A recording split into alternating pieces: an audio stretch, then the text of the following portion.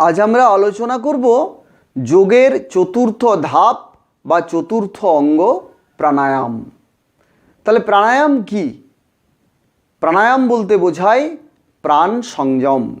প্রাণকে সংযত করার কৌশলটাই হলো প্রাণায়াম। শ্বাস প্রশ্বাসের গতিকে নিয়ন্ত্রণ করাটাই হলো প্রাণায়াম।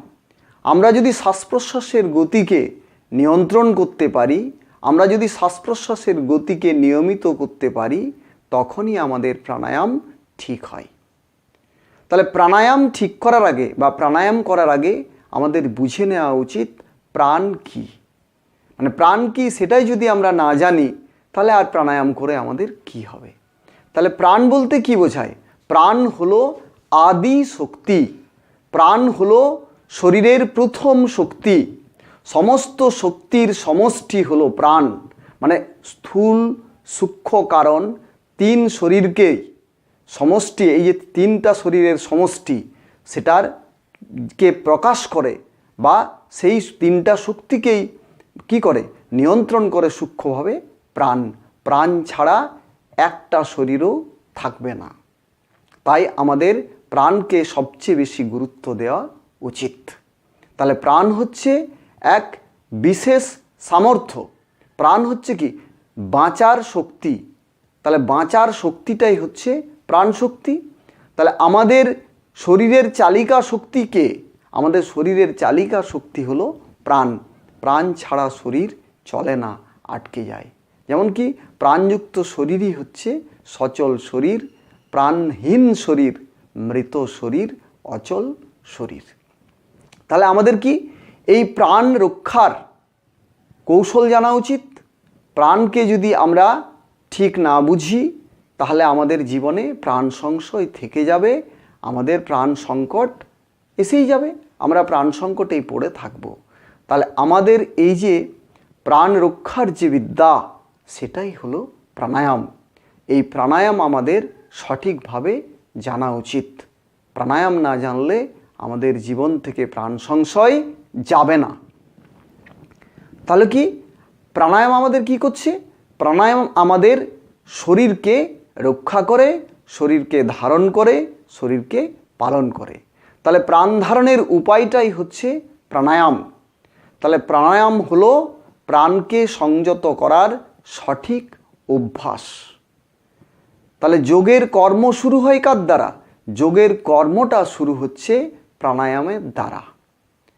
প্রাণকে আবার কি বলা হচ্ছে? প্রাণকে বলা হচ্ছে সূত্রাত্মা। মানে আত্মার সূত্র হলো প্রাণায়াম। মানে আত্মাকে বোঝার একমাত্র সূত্র সেটা হচ্ছে প্রাণায়াম। তাহলে নিজেকে জানার একটা মাত্র সূত্র আছে, সেই সূত্রটার নাম হচ্ছে প্রাণ। আবার এই প্রাণকে সংযত করলেই আত্মাকে বোঝা যায়, নিজেকে বোঝা যায়। তাহলে আমাদের প্রাণ সংযম হলেই আমরা কি করতে পারি? আমাদের প্রাণ সংযম যখন এসে যাবে, তখন আমাদের কি হবে? প্রাণ সংযম এলেই আমাদের প্রাণ সংশয় দূর হয়। প্রাণ সংযম এলেই আমাদের আত্মসংশয় দূর হয়। প্রাণ সংযম এলেই আমাদের পরমাত্ম সংশয় দূর হয়।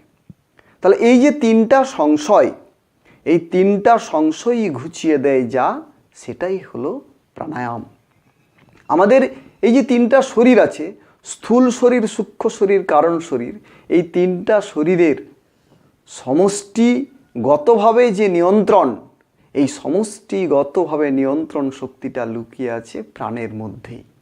তাই আমাদের প্রাণকে সংযত করার বিদ্যা জানা উচিত। এটাই আমাদের প্রথম শেখার বিদ্যা। এটাই আমাদের মৃত্যু পর্যন্ত এই বিদ্যা আমাদের সঙ্গে থাকে। মৃত্যু পর্যন্ত এই বিদ্যা আমাদেরকে নিয়ন্ত্রণ করে, আমাদের উপকারে লাগে। তাহলে প্রাণায়াম কিভাবে করবে, কারা করবে? তাহলে আহার শুদ্ধি যদি না ঘটে, তাহলে কিন্তু প্রাণায়াম হয় না। আহার শুদ্ধি বলতে কি বোঝায়? যে খাবার গ্রহণ করলে মানুষ দীর্ঘায়ু হয়, স্থির হয়, মন বুদ্ধি চিত্ত নির্মল হয়। তাহলে চিত্তের যে ভূমি, চিত্তের ভূমিকে পরিষ্কার করে প্রাণায়াম। চিত্তের ভূমি কতটা?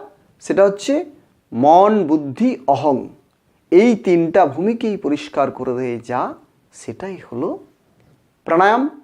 তাহলে শরীরের সমস্ত ময়লা দূর করে যা, সেটাই হলো প্রাণায়াম। এই প্রাণায়াম কিভাবে করা উচিত? এই প্রাণায়াম ধীরে ধীরে করা উচিত এবং দীর্ঘদিন ধরে, সমস্ত জীবন ধরেই প্রাণায়াম অভ্যাস করা উচিত। কারণ প্রতিদিন শরীরের যে ময়লা জমে, প্রতিদিনের ময়লাটা পরিষ্কার করবে কি দিয়ে? প্রতিদিনের ময়লা পরিষ্কারের একমাত্র উপায় হচ্ছে প্রাণায়াম, দ্বিতীয় কোনো উপায় নেই।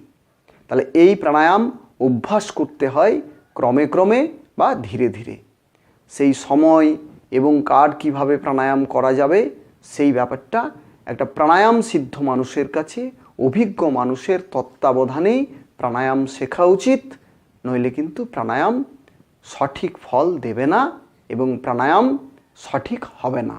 আর প্রাণায়াম যদি সঠিক না হয়, তাহলে কিন্তু জগতের কোনো কর্মই, প্রাণকর্ম যদি ঠিক না হয়, কোনো কর্মই আর ঠিক হবে না।